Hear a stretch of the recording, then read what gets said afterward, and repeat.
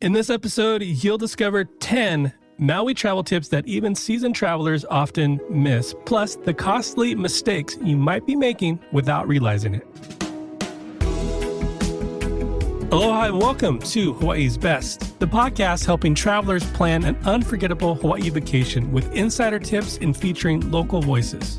I'm Brian Murphy, a husband, dad of 3, and certified Hawaii destination expert. Each week, I share local insights, travel tips, and up-to-date news, sometimes with guests across Hawaii and sometimes solo, all to help you plan your next trip to Hawaii. Aloha and welcome to episode 150 of Hawaii's Best. And we'll be talking about 10 Maui travel tips you can use right now as you're planning for your trip, all in under 10 minutes. And by the end of this episode, you'll know if you're making one of these common mistakes that can cost you time, money, or the chance to experience real Maui. Number 8 on this list is probably the most controversial tip, in my opinion. But number 1 is try the food trucks on the North Shore and in Kihei. We spent a lot of time the last couple of weeks talking about Maui food. I'll link in the show notes description of this episode, and you can listen to those 2 episodes about all the amazing food across the island of Maui. But specifically, I want to talk about the food truck scene. For example, on the North Shore, just outside of the airport there, behind the Costco, there's a spot over there that has some amazing food trucks. And then South Maui, you got Kihei, and there's a food truck pod over there. Maybe where you're from, food truck, you think about, why would I go to a food truck? But it's totally different in Hawaii. They are amazing. You can definitely get a variety. They're cost effective. And they're also, if you have picky eaters or you just go in with a group of people who want a different variety of foods, going to a food truck pod on Maui is definitely a great option. Number 2, visit the Maui Ocean Center in the afternoon. Maui Ocean Center is definitely a popular destination for a lot of visitors, especially those traveling with families. It's a great destination for experiencing Hawaii's marine life. And this facility focuses on local ecosystems, showcasing over 60 interactive exhibits, including a living reef and an open ocean tunnel with sharks and rays. Most families tend to arrive earlier in the morning.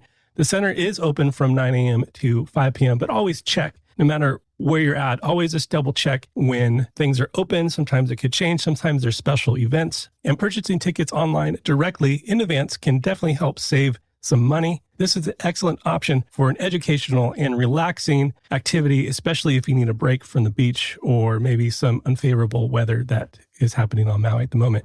Number 3, booking your Maui activities directly instead of through your hotel concierge can help save you money in most cases. Some tours and excursions are marked up by somewhere in the amount of like $60 for some tickets when you go through a hotel. Direct booking is simple, and you can go to the company's website, see real-time availability, and often find discounts or promo codes that aren't advertised anywhere else. Another benefit is flexibility. You can compare a few options, so check your reviews, lock in your spot without having to commit on a spot right there in the hotel lobby. Sometimes that can be stressful, especially if you have kids and you're just trying to book something. Just take some time before visiting your hotel lobby to book an excursion, because you definitely could save some money with that. Number 4, consider vacation rentals instead of hotels. Vacation rentals are often a smarter choice than hotels on Maui, especially if you want a little bit more space, privacy, you're traveling with a larger group. The average nightly rate for a vacation rental in late 2024 was about $300 compared to $330 for hotels. That's before you factor in the extra resort fees. Most hotels tack on, it's usually another, $40 to $70 a night. With a rental, you usually get a full kitchen, laundry, and sometimes multiple bedrooms.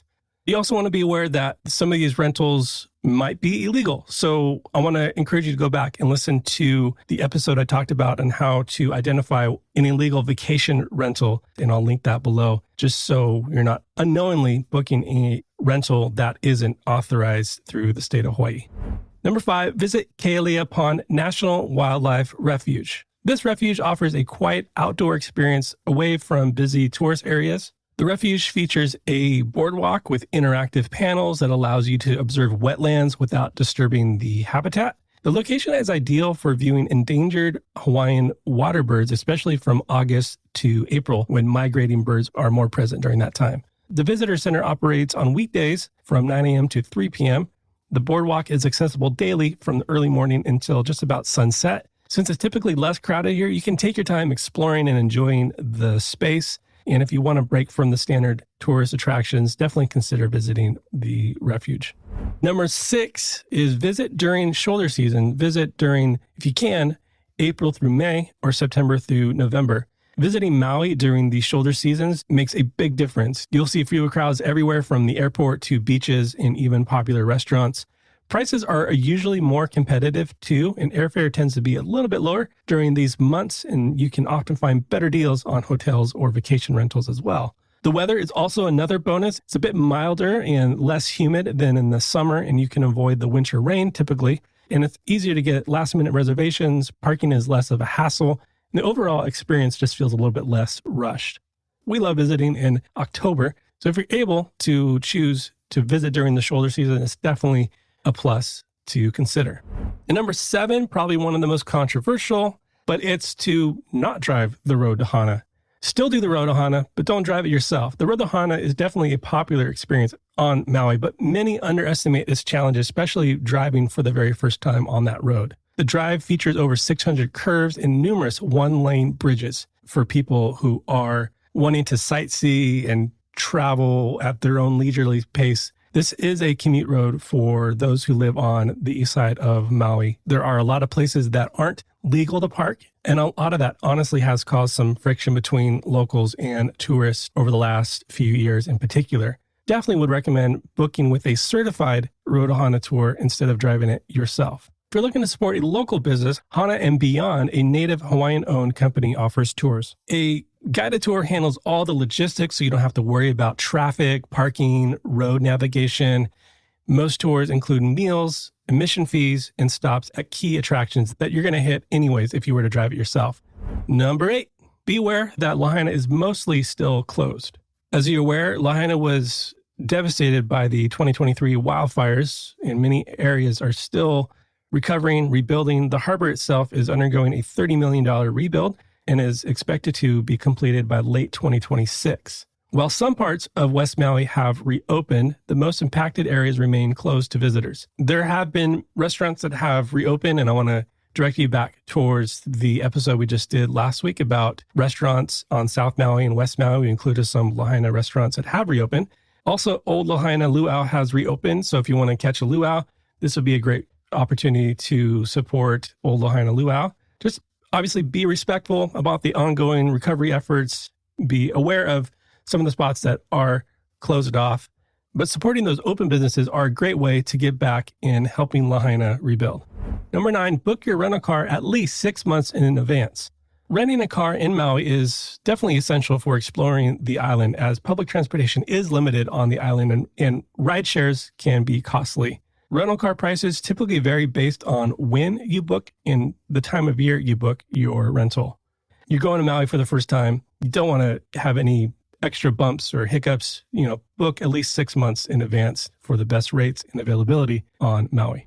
And number 10, try Sam Soto's in Wailuku. This is a callback from 2 weeks ago when we talked about Central Maui and North Shore about where to eat. And Sam Soto's is one of those places in Wailuku that locals love and have loved for many years. It's not fancy, but it's always busy and it's good for a reason. It's straightforward, affordable meal, and a good way to experience what locals actually eat on Maui.